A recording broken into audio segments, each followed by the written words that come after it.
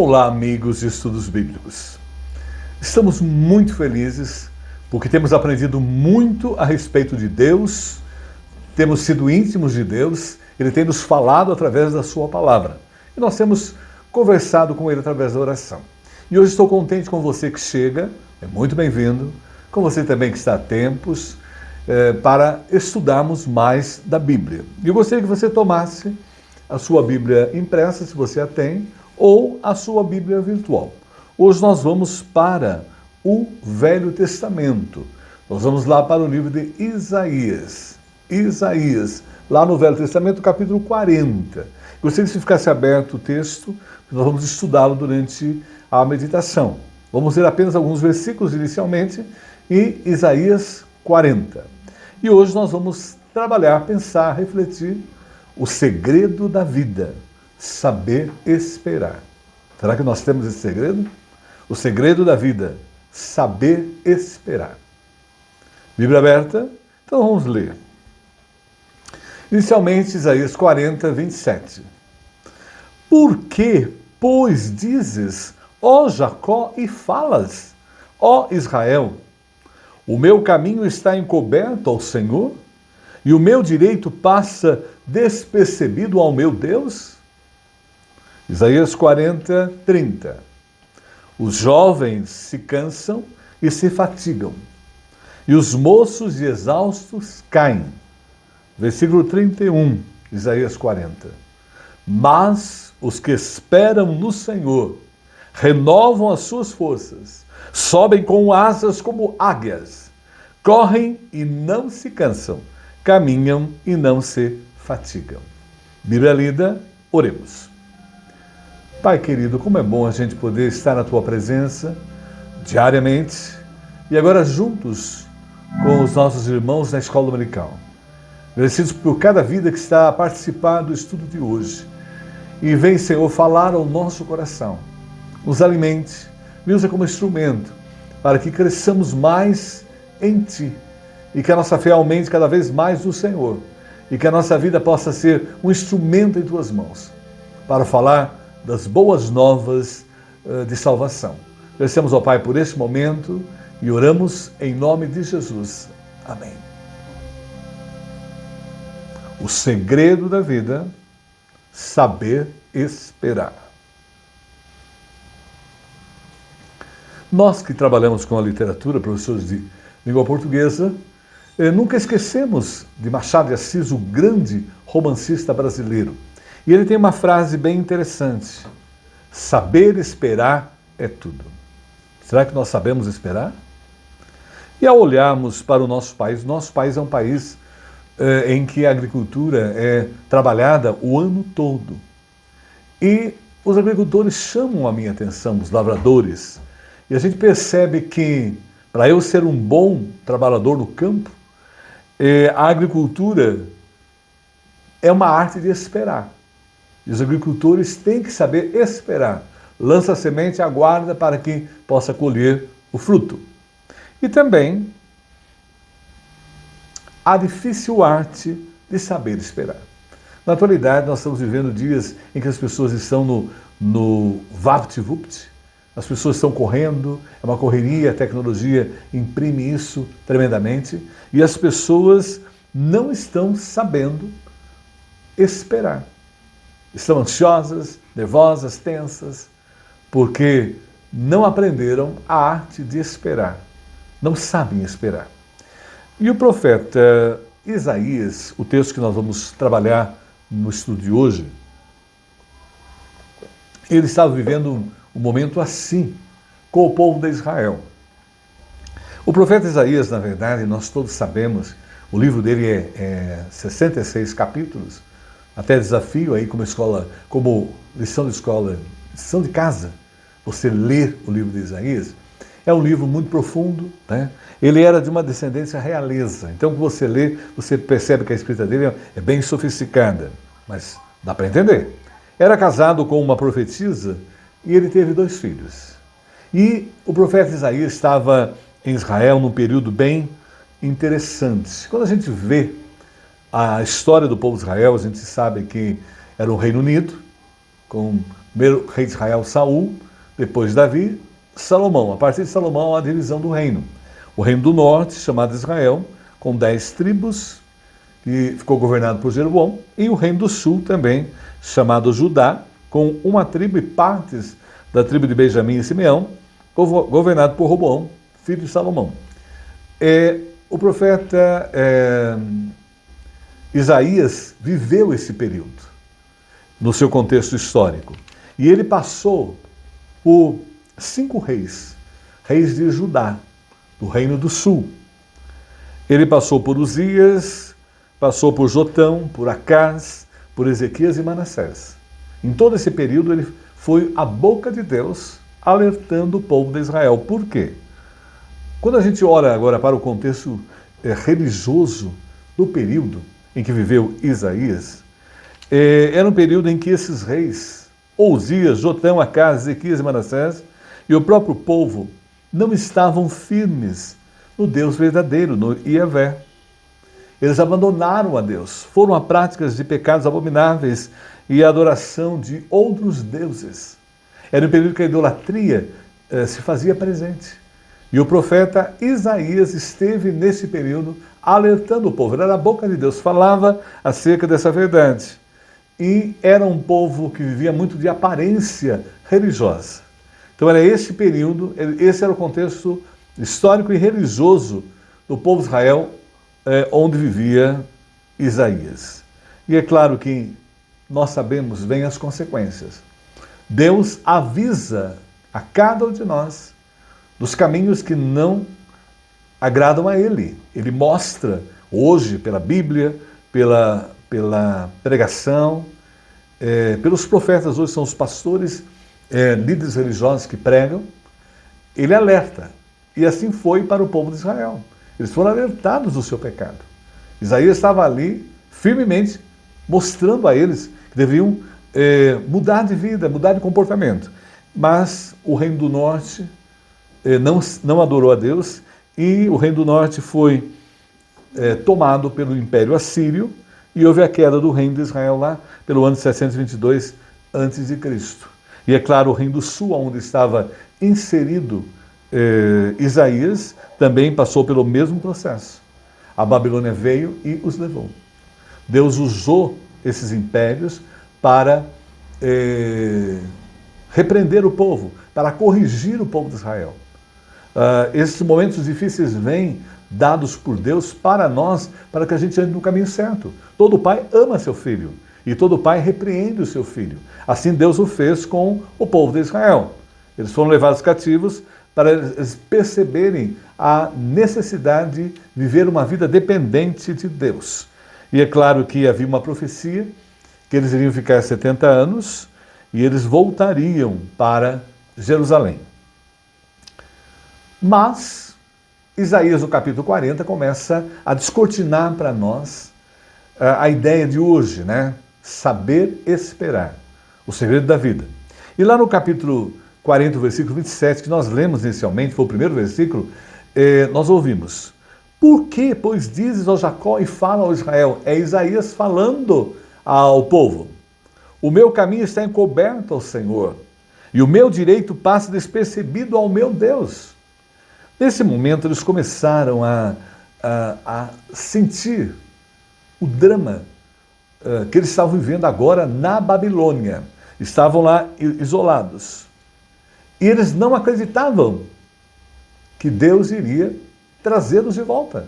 Eles achavam impossível voltar para Jerusalém.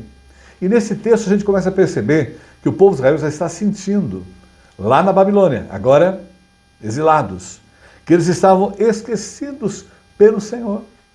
Então, aí o profeta começa a alertá-los. E o que acontece? Eles começam o perigo da murmuração, da reclamação.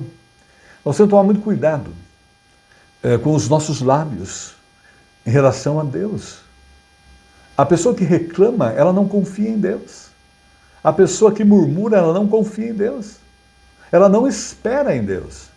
Então o profeta começa a alertar a eles do comportamento deles aí, de perigo da murmuração. E a gente tem que tomar cuidado, porque a gente pode incorporar a reclamação, a murmuração na nossa vida, e pode fazer parte do nosso discurso diário, reclamar de Deus, reclamar das coisas.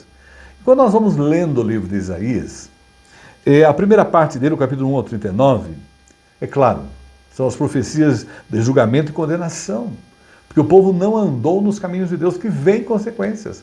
Quando nós fazemos coisas erradas, sofremos consequências.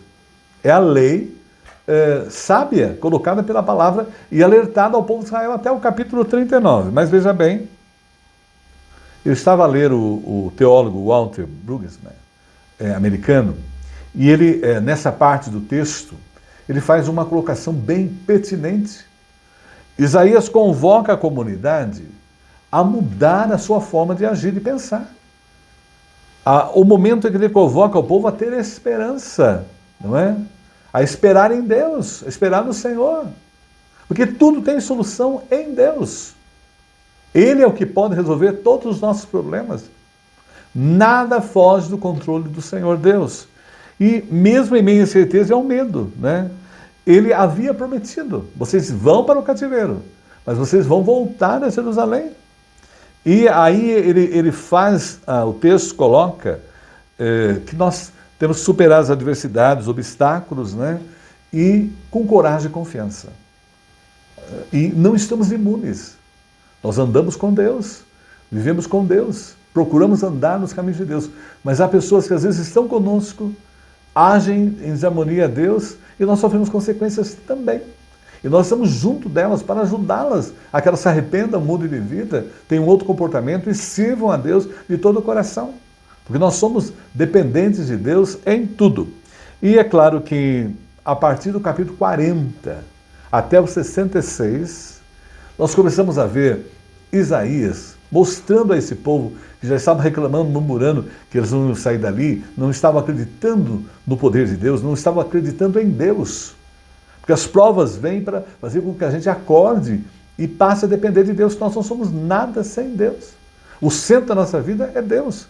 E aí no capítulo 40 a 106 a gente vê, do 40 a 48, a grandeza de Deus na criação. E ele fala da salvação prometida. 49 a 57, a graça de Deus da salvação, ele providencia a salvação. E o 58 a 66, a glória de Deus na restauração. Porque Deus restaura, Deus transforma. Por mais que a gente esteja em caminhos distantes, longe, praticando coisas abomináveis, mas arrependendo de verdade, de coração, pedindo perdão a Deus, ele restaura a nossa vida completamente. E aí, Isaías, a partir do 40, ele alerta ao povo. E é o que nós vamos refletir nesse dia, mostrando que há esperança. Nós estamos num momento histórico em que a gente é bombardeado por tudo, de todos os lados. O bombardeio chega no celular, chega dentro de casa e parece que não há esperança. Nós estamos vivendo um momento que as pessoas não estão acreditando em mudanças, não estão acreditando em transformação. Era o mesmo que vivia o povo de Israel ali no exílio. Nós não vamos voltar, não vamos. Eles não estavam confiando na promessa de Deus. E em Deus há esperança, porque a gente está vivendo um tempo assim de crise. Nós estamos com crises econômicas, crises políticas. É muito importante hoje nós orarmos pelas lideranças do país em nível federal, estadual, municipal e em nível internacional também. Nós estamos percebendo aí os grandes líderes mundiais precisando de oração, porque eles estão perdidos. Economicamente, institucional, nós estamos vivendo desastres naturais inesperados, guerras, epidemias, violência. Nós estamos vivendo momentos assim que nós temos que estar buscando a Deus, porque há solução em Deus, somente em Deus. E é claro que Deus ali, através do texto, e a nós hoje, ele vai derramar esperança no coração das pessoas. E uma realidade infinitamente gloriosa. E ele começa o capítulo de Isaías 40, de 1 a 5, anunciando essa esperança. E ele começa consolando o coração, né? E ele alerta, versículo 1 de Isaías 40, consolai, consolai o meu povo, diz vosso Deus. A melhor consolo que nós necessitamos é Deus. Nós passamos às vezes para a perda de queridos, amigos, e as palavras não têm tanto poder, mas a palavra de Deus, através da ação do Espírito Santo, consola o nosso coração. É o único que nos dá consolo nesse momento. E ele vai continuando. Versículo 2, alertando ao povo que está sem esperança. Falai ao coração de Jerusalém, bradai-lhe que já é fim do tempo da sua milícia, está chegando a hora. Que a sua iniquidade está perdoada. Isso é a coisa mais linda. Os nossos pecados são perdoados quando nos arrependemos e pedimos perdão a Deus. E que já recebeu um dobro das mãos do Senhor por todos os seus pecados. E vai alertando, versículo 3. Vós, o que clama no deserto, preparai o caminho do Senhor, endireitai no ermo vereda a nosso Deus, porque chega o tempo da restauração, o tempo da mudança, o tempo da transformação. E ele vai alertando aí o versículo 4. Todo vale será aterrado e nivelado, todos os montes e outeiros, o que é tortuoso será retificado e os lugares escabrosos aplanados. Vai ser transformado, vai a mudança. Nós cremos num Deus de milagre, de transformação. E olha ainda o versículo 5. A glória do Senhor se manifestará e toda a carne verá, pois a boca do Senhor diz. O Senhor falou, vocês estão no exílio, mas vocês vão voltar para Jerusalém. E restaurados, mudados, porque as adversidades, os problemas, as dificuldades nos transformam e faz com que nós passemos a depender inteiramente de Deus. E Deus passe a ser o centro da nossa vida. Observemos que saber esperar em Deus, esse é o segredo. E é isso que nós queremos refletir hoje em Isaías 40. O segredo da vida. Saber esperar em Deus. Não é só saber esperar, mas é saber esperar em Deus. É claro que, primeiro ponto importante, né? Quem tem esse segredo na vida, quem sabe esperar, a primeira coisa para que isso ocorra é confia no poder de Deus. Vejam bem, confia no poder de Deus. As pessoas, a gente coloca, e é tão importante saber que quanto mais eu leio a Bíblia, mais eu oro, mais eu confio em Deus, mais a minha fé aumenta. E mais eu descanso nele, espero nele. E Isaías 40, 12, olha a colocação. Nós confiamos num Deus, olha o texto colocado para nós. Quem mediu as águas na concha da mão, ou com o palmo definiu os limites dos céus? Quem jamais calculou o peso da terra, ou pesou os montes na balança e as colinas nos seus pratos? Imagina o cuidado de Deus na criação desse mundo, na criação de todas as espécies, na nossa criação. E observemos que Ele possui um poder ilimitado. O homem é limitado. O homem não pode entrar no mais profundo do mar. Há lugares no oceano que o homem não entra. E há lugares no espaço que o homem nunca foi, talvez nunca vá, devido então. Mas o nosso Deus pode. É esse Deus que fez esse universo que é limitado, e esse oceano que o homem não entra, é o nosso Deus. Então ele possui um poder, porque ele é onipotente. E Isaías começa a mostrar para o povo de Israel: gente, confia na promessa de Deus. Quem na concha de sua mão mediu as águas, e com todo cuidado ele fez as águas, tomou a medida dos céus, todo cuidado ele construiu esse universo, construiu a terra e tudo o que nela há. E é claro que quando a gente lê Lucas 1,37, quando a gente está, às vezes, sem esperança, a gente não está conseguindo saber esperar, lembremos de Lucas 1,37, porque para Deus nada é impossível, porque nós confiamos no poder dele, nada é impossível para Deus. E aprendemos também que ele é onipotente. Quando a gente vê, ele declara a si mesmo: eu sou o Todo-Poderoso. Lá no Velho Testamento, em Gênesis, Êxodo, Coríntios, Apocalipse, a Bíblia toda mostra isso. E também, quando a gente vê o que é oni, quando a gente fala onipotente, oni é todo, e potente, poderoso. A habilidade que ele tem para fazer o que quer fazer. Deus pode fazer qualquer coisa. O que ele quer de nós é esperar nele, né, saber esperar nele e confiar no seu poder. Lá em Salmo 62, 11, uma vez falou Deus, duas vezes tem ouvido isso, que o poder pertence a Deus. E quando nós estamos íntimos de Deus, Deus derrama sobre nós o seu poder. Nós temos a presença do Espírito Santo em nós. Né? Nós que aceitamos Jesus como Senhor e Salvador, o Espírito Santo passou a morar na nossa vida. E nós temos o poder de Deus em nós. Ele nos dá toda a capacitação para enfrentar qualquer situação. Por mais que o corpo esteja a perecer, mas o Espírito está cada vez mais fortalecido em Deus. E o Salmo 139, 14. Eu te louvo porque me fizeste de modo especial e admirável. Tuas obras são maravilhosas, disse isso com convicção. Saber esperar em Deus porque nós confiamos no poder de Deus. Mas veja bem, saber esperar. Isaías começa a alertar o povo ali de Israel que estava sem esperança de voltar para Jerusalém. Eles voltaram, mas eles naquele período estavam sem esperança.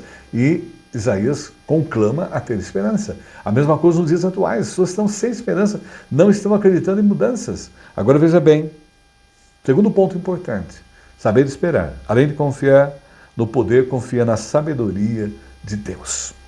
E é claro que em Isaías 40, 13 e 14, ele nos coloca um ponto importante. O versículo 13. Quem guiou o Espírito do Senhor? Ou como seu conselheiro o ensinou? Versículo 14. Com quem tomou ele conselho para que lhe desse compreensão? Quem o instruiu na vereda do juízo? e lhe ensinou sabedoria e lhe mostrou o caminho de entendimento. O nosso Deus, a sabedoria de Deus é imensa. Se nós olharmos para os nossos próprios corpos, veja quanta sabedoria em tudo que nós temos, os corpos. Olharmos para a natureza, para a criação, para tudo. Tudo há a sabedoria de Deus. E isso está disponível a nós que confiamos nele, que esperamos nele. Além do poder de Deus transformador, há também a sabedoria, que nós temos que, a Bíblia coloca, nós temos que pedir diariamente a sabedoria de Deus. Nós estamos vivendo dias em que as situações são complexas. Nós não temos capacidade, não há tantos orientadores, conselheiros, filósofos que nos dê respostas. Mas ele tem a resposta para tudo, porque ele é o dono da sabedoria, ele é a sabedoria. E busca a sabedoria, a força de Deus para enfrentar os desafios. A primeira coisa, quando tem um problema, na hora eu dobro o meu joelho, ou não dá para dobrar o joelho ali, em oração, caminhando carro até qualquer lugar onde há necessidade de resolver um problema, Deus dá sabedoria. Quando você chega lá, vem a solução. Deus nos orienta, porque Ele sabe de tudo. Ele tem a sabedoria plena. E a sabedoria aí, em Provérbios 1:7, acho interessante a colocação. O temor de Yahvé é o princípio do conhecimento. Os estultos desprezam a sabedoria e disciplina. As pessoas desprezam a Deus. Não leem a Bíblia, não buscam conhecê-lo. Né? As pessoas estão presas a tantos ensinos, tantas colocações. E são levadas e descobrem no final da vida que a sua vida não teve sentido, aquilo não traz sentido nenhum. Porque, na verdade, nasço, desenvolvo, morro. Quer dizer, a vida consiste nisso. Mas em todo esse período, com a sabedoria de Deus, Ele nos dá capacitação para passar todas as fases e sermos instrumentos dEle nesse mundo. E a principal palavra aí é Rokemah, né? A palavra hebraica. A sabedoria que Ele coloca aí, Isaías ao povo, é habilidade, discernimento, arte de viver, que pode ser usado tanto para o bem e para o mal. É o sinônimo da inteligência, né? Tudo isso Deus nos dá. Basta apenas pedir. A palavra de Deus necessita de sabedoria? Peça a Deus. Nós temos dobrado o nosso joelho aí, nós temos passado 1 hora, 2, 3, 4 horas na presença de Deus. Quanto mais tempo passarmos, mais Ele nos dá a sua sabedoria, o seu poder, a sua orientação. Agora veja bem, o segredo da vida, saber esperar em Deus. E quando acontece isso, a gente confia no poder dEle. Confia na sabedoria de Deus. Mas também confia no Deus único e verdadeiro. Só existe um Deus. Não há mais além dele, é o único e verdadeiro. Isaías 40, 17 e 24 vai mostrar para o povo de Israel, porque eles tinham adorado Moloque, que ofereciam os próprios filhos naquela grande imagem, que era e jogado os filhos no fogo, que era feito dentro da imagem. Baals, Asterote, tantos deuses comumente naquela época. E Isaías mostra, gente, o único Deus verdadeiro. Olha, Ele os levou ao cativeiro, ou vocês foram repreendidos e transformados, vocês vão voltar. Porque Ele é o único verdadeiro. E aí no versículo 16 e 40, Isaías 40, nem todo o livro basta para queimar, nem os seus animais para um holocausto. Versículo 17, todas as nações perante Ele, como coisa que não é nada, Ele as considera menos do que nada, como um vácuo. Com quem comparareis, versículo 18, a Deus? Ou que coisa semelhante confrontareis com Ele? Não existe outro. Não há nada melhor do que estar na presença de Deus, não existe outro Deus. Isaías 40, 19.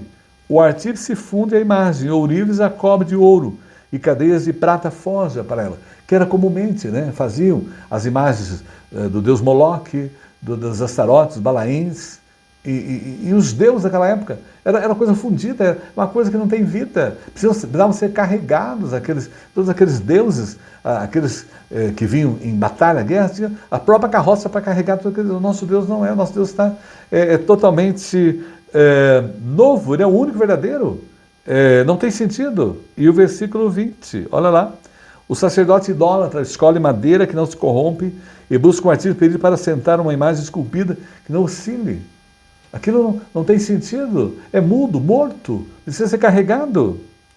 Versículo 21. Acaso não sabeis? Porventura não ouvis? Não vos tem sido anunciado desde o princípio? Ou não atentaste para os fundamentos da terra? 22, Isaías 40. Ele é o que está sentado sobre a redondeza da terra. Ele está sentado sobre tudo. Cujos moradores são como gafanhotos. É ele quem estende os céus como cortina e os enrola como tenda para neles habitar. É esse Deus. Não é esses ídolos que a gente está vendo aqui, essas imagens aí de Astarote, de Balaíns. E olha mais, o 23. É ele quem reduz a nada os príncipes e torna em nulidade os juízes da terra. Ele tem poder sobre tudo. Todos irão dar conta dos seus comportamentos. Não esqueçam disso. Você pode ser um poderoso ou uma poderosa. Você vai dar conta do que como você usou tudo. Quanto mais ofertado é a pessoa, mais é cobrado da pessoa. Eu oro muito pelos reis, pelos príncipes, pelos presidentes, porque quanto mais pessoas estiverem nas suas mãos, mais Deus vai cobrar dessas pessoas. É sério? E o versículo 24. Mal foram plantados e semeados, mal se arraigou na terra o seu tronco, já se secam quando um sopro passa por eles e uma tempestade os leva como pai. E é a grande verdade. Passou. Onde está Hitler? Onde está Mussolini? Onde está Hirohito? Onde estão os grandes poderosos da época? Onde estão eles? Winston Churchill? Onde estão esses homens, não é, que estiveram aí à frente, né? Getúlio Vargas olhando para o Brasil. Agora veja bem, o importante é essa consciência. Ele é o Deus único e verdadeiro e é o Deus onisciente. Ele sabe de tudo. Às vezes as pessoas ficam tão preocupadas, né, com problemas e tal. Isso é normal do ser humano, mas deve se lembrar que Deus já sabe. Antes do problema surgir na nossa vida, Deus já sabia porque Ele é onisciente. Ele tem um saber universal, Ele sabe tudo o que acontece no mundo, os acontecimentos. Nada existe que possa surpreender a Deus. Deus sabia que o Trump ia ser eleito, que o Elon Musk queria ajudar o Trump. Deus sabe de tudo. Quem está no Brasil atualmente na liderança, Deus sabe de tudo. Ele tem o domínio sobre tudo. E essa onisciência significa que Deus sabe de tudo, todas as coisas. Eu gosto muito do A.W. Tozer, que o teólogo norte-americano, ele diz: onisciência significa que Deus sabe tudo, todas as coisas reais e possíveis, sem esforço igualmente. Ele sabe de tudo, ele tem conhecimento de tudo. Então nós temos um Deus, por isso nós esperamos nele, que realmente é único e verdadeiro e tem conhecimento de todas as coisas. Eu gosto muito do Salmo 139, versículo 1 a 6. E lá nos diz: Yahvé, o Senhor, tu me sondas e me conheces.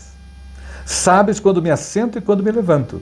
De longe percebes os meus pensamentos. Sabes muito bem quando trabalho e quando descanso. Todos os meus caminhos são bem conhecidos por Ele. É tão bom saber, esperar em Deus, porque Ele conhece todos os caminhos. E tudo que eu vou passar, Ele já sabe. E Ele já está lá no futuro com a solução. Agora veja bem, o segredo da vida, saber esperar. Porque nós confiamos no poder de Deus, confiamos na sabedoria de Deus, nós confiamos no Deus único e verdadeiro, mas também nós confiamos na soberania de Deus. E aí em Isaías 40, 25 a 26, ele vai nos orientar. Versículo 25. A quem, pois, me comparareis, para que eu lhe seja igual? Diz o santo. O versículo 26, falando ao povo de Israel e falando a nós, século 21, 2025. Levantai ao alto os olhos e vede de quem criou estas coisas. Aquele que faz sair o seu exército de estrelas. Olha aí a colocação do texto. Todas bem contadas. Ele sabe o nome de todas as estrelas que ele tem. É esse Deus que nós confiamos. Deus soberano, controle de tudo. As quais ele chama pelo nome. Ele chama todas pelo nome. São milhões. Por ser ele grande em força e forte em poder, nem uma só vem a faltar. Observemos que o alerta aí, naquele momento em Israel, que estava perdendo a esperança de voltar para Jerusalém, não estava confiando na promessa, ele diz: erga seus olhos para Deus, vamos erguer os olhos. Quando a gente está olhando para baixo, é só fundo do poço. Quando a gente olha para cima, a gente vê o nosso Deus. E Salmo 147, 5 nos diz: grande é o nosso soberano e tremendo é o seu poder. É impossível medir o seu entendimento. Nada se compara a Ele. E Ele é a autoridade suprema, que detém o poder sobre tudo. E quando a gente olha a palavra teologicamente soberania, a gente vê a orientação é o domínio absoluto de Deus sobre tudo e sobre todo. Ninguém escapa da ação de Deus. Podem fazer uma série de atividades, mas vão ser responsabilizadas. Nós observamos lá quando há a morte de Cristo ali na cruz, a ressurreição, estavam ali 4 pessoas naquele final. Judas, Jesus, os 2 ladrões. Todos chegaram ao fim. Judas enforcou-se. O ladrão que aceitou Jesus está no paraíso com ele. E o ladrão que não aceitou, perdeu a oportunidade. E Jesus está no céu. Todos chegam o momento que vai ter o seu fim. Ninguém escapa. A morte é para todos. Não é? Então nós temos que estar em alerta. E olha aí, assim Deus é e está além de cima, e acima de toda a força, o poder e a autoridade. Ele tem o poder sobre tudo. Ele é um ser, olha aí, todo poderoso, todo bom, todo conhecedor, todo sábio, porque ele é o Deus único e verdadeiro. E o Apocalipse 19:1 traz para nós. E depois dessas coisas, ouvi no céu uma grande voz, e uma grande multidão que dizia: Aleluia! A salvação e a glória e a honra e o poder pertencem ao Senhor nosso Deus. Ele é dono de tudo, nós não temos nada. E observemos também Charles Spurgeon, o príncipe dos pregadores ingleses. Ele tem uma frase que consola o nosso coração, quando nós sabemos que confiamos num Deus soberano. Ele diz: a soberania de Deus é o travesseiro sobre o qual o cristão descansa a sua cabeça. Então, nós esperamos em Deus. E, ainda, o segredo da vida, saber esperar, confiar no poder de Deus, confia na sabedoria de Deus, Deus único, verdadeiro, na sua soberania, mas também na onipresença de Deus. E quando a gente lê Isaías 40, 27 e 29, vem o conforto. E ele passou esse conforto para o povo de Israel ali exilados na Babilônia e para nós, século 21. Olha o versículo 27. Por que, pois, dizeis, ó Jacó, e falas, ó Israel, o meu caminho está encoberto ao Senhor e o meu direito passa despercebido ao meu Deus? Uma coisa, às vezes acontece conosco, a gente não está acreditando que Deus vai operar, que Deus vai transformar. E ele vai no versículo 28, olha a orientação que Isaías coloca, inspirado por Deus a eles. Não sabes, não ouviste que o Senhor Deus eterno, o Senhor, o Criador dos fins da terra, nem se cansa e nem se fadiga. É tão bom saber. O nosso Deus, Salmo 121, diz que ele nem dorme, né? Não dormita nem dorme o guarda de Israel. Não se pode esquadrinhar o seu entendimento. E a gente, quando lê o 29, faz forte ao cansado. Ele que revigora nossas forças. Ele nos levanta. Porque a questão é interna, é interior. A transformação é interior. Né? Faz forte ao cansado e multiplica as forças ao que não tem nenhum vigor. E é claro que ele é onipresente. Ele está presente em todo o tempo. Eu nunca estou sozinho em nenhum momento da minha vida. No momento que nascem os meus filhos, no momento que crio os meus filhos, acompanho meus filhos para o altar, acompanho os nascimentos dos meus netos. Ele está comigo em tudo. O meu trabalho, quando comecei, desenvolvi, terminei, aposentei, quer dizer, em todo esse tempo ele está presente. Eu nunca estive sozinho em nenhum momento da minha vida. E olha aí, ele está novamente em tudo. E é o que diz Jeremias a nós nesse momento, 3, 23 a 24. Olha lá. Sou eu apenas um Deus de perto? Pergunta Yahvé. E não também um Deus de longe? Poderá alguém esconder-se sem que eu o veja? Pergunta Yahvé, não sou eu aquele que enche os céus e a terra? Pergunta Yahvé. Olha aí a colocação. E essa onipresença, ele está em todos os lugares. Não há local onde Deus não possa estar presente. Ele ultrapassa tudo, até as trevas, porque ele tem poder, é luz. Um dos salmistas questiona para onde escapar do Espírito de Deus. E quando a gente lê o Salmo 139, 7 a 10, aí está resumido, a gente percebe muito bem essa onipresença, a presença. Para onde poderia eu escapar do teu Espírito? Olha aí, se eu subir com as asas da alvorada e morar nas extremidades do mar, mesmo ali a tua mão. Hoje os barcos, os pescadores, os transportes, tudo está em nível, cruzando os oceanos, os mares, Deus está lá. E mesmo ali a tua mão direita me guiará e me susterá. Pelas manhãs, os meus filhos estão na Rússia, na China, no Japão, estão em São Paulo, estão no Rio de Janeiro, estão em Belém do Pará, estão em qualquer lugar. Deus está presente com eles, porque nós confiamos realmente na onipresença de Deus. E é claro que o segredo da vida, saber esperar. Isaías vai colocando ao povo de Israel e coloca a nós no tempo presente. Confia e espera somente em Deus. Ele vai concluir o capítulo, né, a mensagem aos exilados, com a mensagem a nós que estamos aqui também no exílio nessa vida, porque em breve vamos para a verdadeira pátria, a pátria celestial. Isaías 40, 30 e 31, o que ele nos diz? Os jovens se cansam e se fatigam, e os moços de exaustos caem. Eles estavam cansados, e às vezes a gente está em situação assim, similar, cansados, sem forças. Olha o que diz a palavra. Mas os que esperam no Senhor, sabem esperar, renovam as suas forças, sobem com asas como águias, correm e não se cansam, caminham e não se fatigam. Nós começamos lendo o texto e estamos agora a encerrar o texto, porque nós estamos diante de um Deus eterno. O Apocalipse, Salmo 90, 1, 2.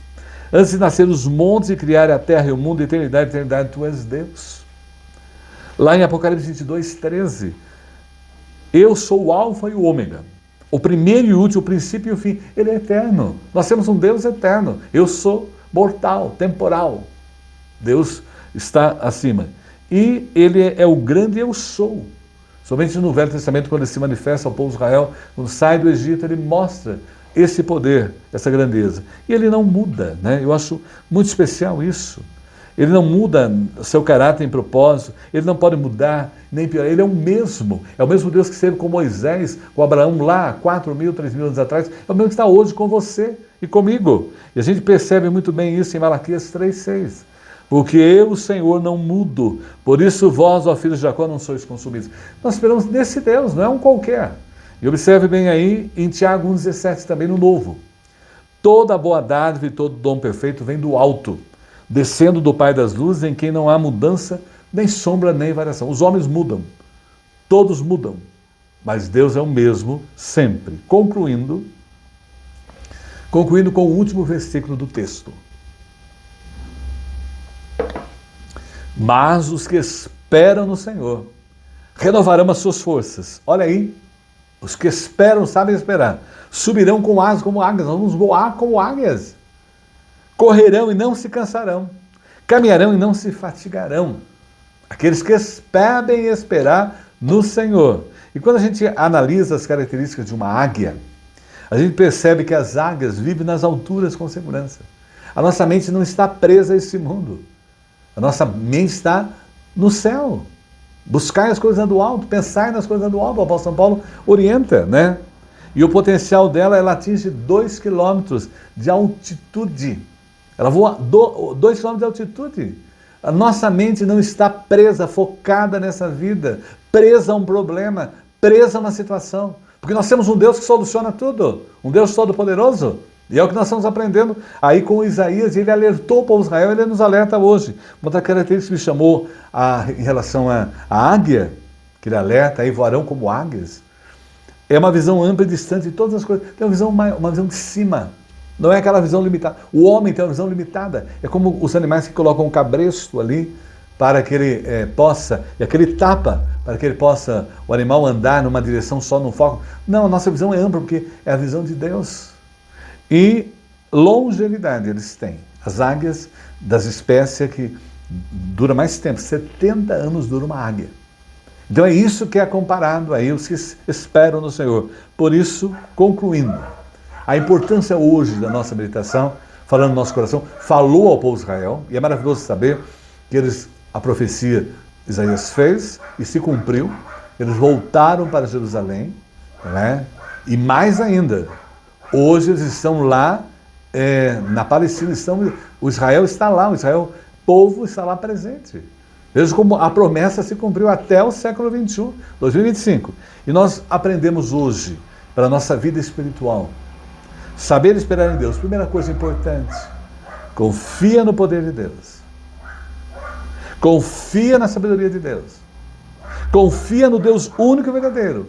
Confia na soberania de Deus. Confia na onipresença de Deus. Confia e espera somente em Deus. Que nós possamos realmente ter esse segredo da vida, não é? Saber esperar em Deus. E nós que já temos Jesus como Senhor e Salvador, o aceitamos, o recebemos, temos a promessa, não de uma Jerusalém física, como o povo de Israel recebeu ali no tempo de Isaías. Nós temos a Jerusalém espiritual eterna. E é para onde nós vamos para a eternidade. Nós partimos dessa vida para a verdadeira vida e para a eternidade com Deus. Porque seguimos aquele que nos conduz a ela, que é o caminho, verdade e vida, que é Jesus Cristo. Que Deus abençoe. Amém. Nós vamos agora então, nesse momento, orar, buscar o Senhor. E depois nós vamos cantar. Senhor, como é bom nós sentirmos o Teu poder, o Teu amor, a Tua misericórdia, a Tua graça diária. Como bom saber que nós temos um Deus todo-poderoso que cuida de nós. Nós confiamos no Seu poder, na Sua sabedoria. Nós confiamos, ó Pai, Tu és o único e verdadeiro, na Tua soberania, na Tua onipresença, na Tua onipotência. E nós somente esperamos no Senhor. Nenhum homem, nada pode nos separar do amor de Deus que está em Cristo Jesus. E nós agradecemos ao Pai pela Tua palavra que falou profundamente a nós, ao nosso coração e a todos aqueles que estão conosco participando da Escola Dominical. E queremos ao Pai agradecer nesse momento a vida da Leia Boguszewski, uma das mulheres que ora que comemora mais um ano de vida. Que ela seja um instrumento sempre de Deus. Que a sua vida seja uma bênção nas mãos do Senhor. Guarda toda a família Boguszewski também, porque é uma família que, da Igreja Presbiteriana, na primeira Igreja Batista de Epiaí, os seus antepassados foram os fundadores daquela igreja.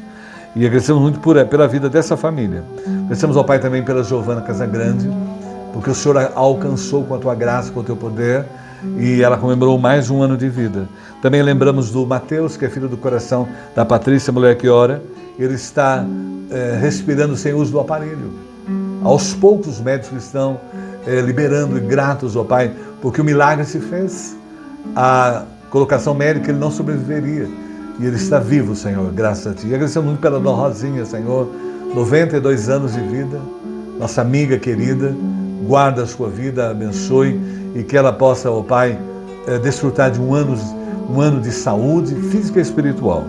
Queremos, ó Pai, interceder ainda pelo Mateus, que está aos poucos se libertando, Senhor, do ventilador artificial. Cuida dele, guarda a sua família, os abençoe. Guarda a Franciele também, pós-cirurgia, essa válvula possa funcionar para o seu bem-estar, Senhor.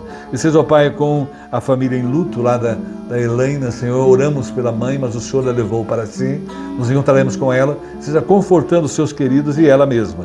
Guarda também a jovem Sara, Senhor, que ganhou a bolsa de passar 6 meses no Canadá, que ela realmente aquilo possa transformar, mudar a sua vida e a abençoe no projeto, Senhor. Guarda a Regina Soler, que vai passar pelo cateterismo. O Senhor cuide dela, acompanhe todo esse processo, Senhor, e que ela continue firme e forte. Agradecemos ao Pai pela nossa vizinha, Sueli, que esteve em São Paulo ontem para continuar o tratamento e voltou para casa, graças a Deus, está voltando à sua forma física, Senhor. Cuida dela, guarda o Eduardo Taquinaca, Senhor, abençoe o seu tratamento em combate ao câncer, guarda o Rodolfo, Senhor, precisando da Tua graça, do Teu poder, ilumina o seu caminho, cuida dele fisicamente e espiritualmente. Guarda a Simone Aleixo também, essa senhora, essa pessoa que integra agora o grupo de mulheres que oram. Cuida dela, a use, Senhor, e a abençoe no seu trabalho. Continuamos, ó Pai, agradecendo pelas 91 mulheres que oram, que mantêm o trabalho da Escola Dominical online. Que o Senhor cuide, guarde, as proteja e que elas continuem sendo instrumentos de Deus. Guarda também, ó Pai, a Maíra, a missionária, que vai fazer um curso, vai estudar, Senhor, é da Mulheres que Oram. A prepare, dê todas as condições econômicas, condições espirituais, emocionais, para que ela possa ser um instrumento de Deus.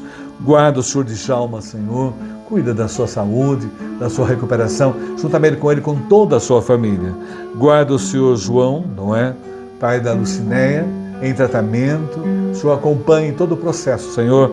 Guarda, proteja, dá à família todo o amparo para que eles possam auxiliá-lo nesse momento que ele precisa. Guarda a Inês Straub, o Reginaldo Muzin, o Alexandre, o Sidney lá em Tietê, a sua esposa Elisa, a família, o Sidney Martins, a Tânia lá na Itália, Senhor, o seu Grigolon com o tratamento paliativo, guarda a sua esposa, guarda a família como um todo, e seja o Pai com o Marcelo Bragantini, cuidando do tratamento, da sua recuperação, guarda o seu Hélio também, cardenal, cuidando da sua saúde, e seja o Pai com a Sandra Citrone, Senhor, cuidando dela, amparando, protegendo. E todas aquelas pessoas que estão precisando da Tua graça e do Teu poder, não estão aqui escritas, lembradas aqui nesse momento, mas o Senhor conhece cada uma delas. O Senhor cuide, zele, proteja, solucione seus problemas familiares, problemas de saúde, problemas espirituais, cuida de todos, Senhor. Guarda, Senhor, o nosso país, tem misericórdia da liderança política em nível federal, estadual, municipal e em nível internacional, Senhor. Guarda o nosso mundo, cuida, Senhor, das lideranças. Agradecemos ao Pai por este estudo, por este momento. O Senhor falou ao nosso coração e nos abençoe e nos dê um tempo de paz, de alegria e nos prepare para o próximo estudo na semana que vem. Agradecemos, Senhor, por esse momento e oramos em nome de Jesus. Amém. Que Deus nos abençoe e agora nós vamos cantar, louvar a Deus no fim da Escola Dominical Online. Confio em Deus, aonde quer que eu vá, por terra firme ou sob o irá do mar, e seja, pois, aonde for, confio em Deus e em seu excelso amor.